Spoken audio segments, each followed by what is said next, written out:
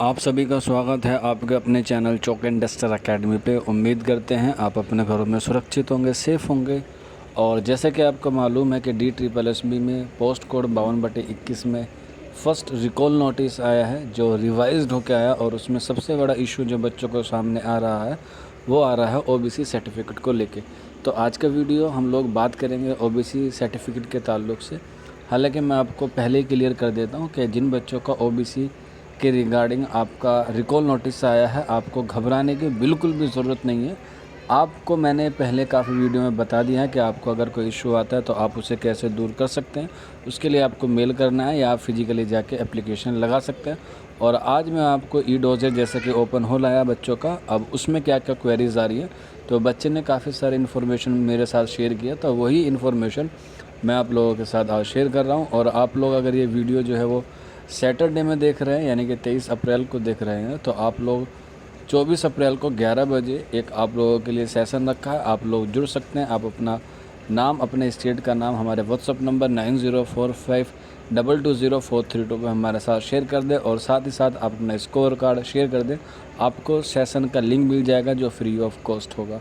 तो आप देख सकते हैं आपकी मोबाइल की स्क्रीन पर ये ई-डोज़र का पोर्शन खुला हुआ है। ये एक कैंडिडेट का है जिसका OBC के रिगार्डिंग रिकॉल नोटिस आया। इसमें हालांकि उस बच्चे ने जो पहले अपलोड किया है वो अवेलेबल है, लेकिन आप देख सकते हैं वहाँ पे अपडेट भी लिखा हुआ है, यानी कि उसे अब अपडेट करने की ज़रूरत है।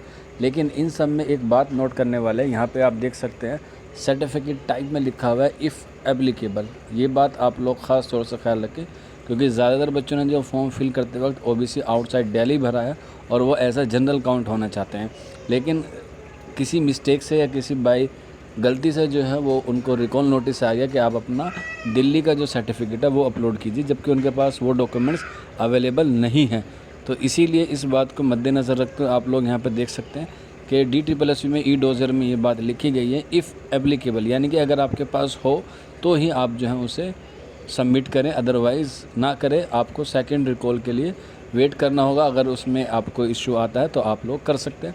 हालांकि अगर आप लोग करना चाहते हैं तो आप ऐसा कर सकते हैं, इसमें आप अपना जो स्टेट का सर्टिफिकेट है उसे अपलोड कर दें। और साथ ही साथ जो आपने फिजिकली वहाँ जाके रिसीविंग ली होगी एप्लीकेशन DSSB ऑफिस में, उसको एक PDF में ला के इसमें आप लोग अपडेट कर दें, ताकि उनको पता चल जाए कि बच्चा जो है वो OBC आउटसाइड दिल्ली का और वो एज अ जनरल जो है वो काउंट होना चाहता है। तो आपको इससे थोड़ी सी राहत मिल सकती है। अगर फिर भी कोई मिस्टेक हो जाती है तो घबराने की ज़रूरत नहीं है। अभी आपके पास एक चांस और बचा है जो आपका सेकेंड रिकॉल नोटिस आ सकता है। वैसे मुश्किल चांस है, अगर आप लोग इसमें ऐसा ही कर देंगे तो आपको जो है वो रिकॉल नोटिस नहीं आएगा, क्योंकि इसमें मैंडेटरी नहीं लिखा हुआ है। यहाँ पे इफ़ एप्लीकेबल लिखा है, यानी कि आपके पास हो तो ही आप लोग जो है वो उसे अपलोड करें।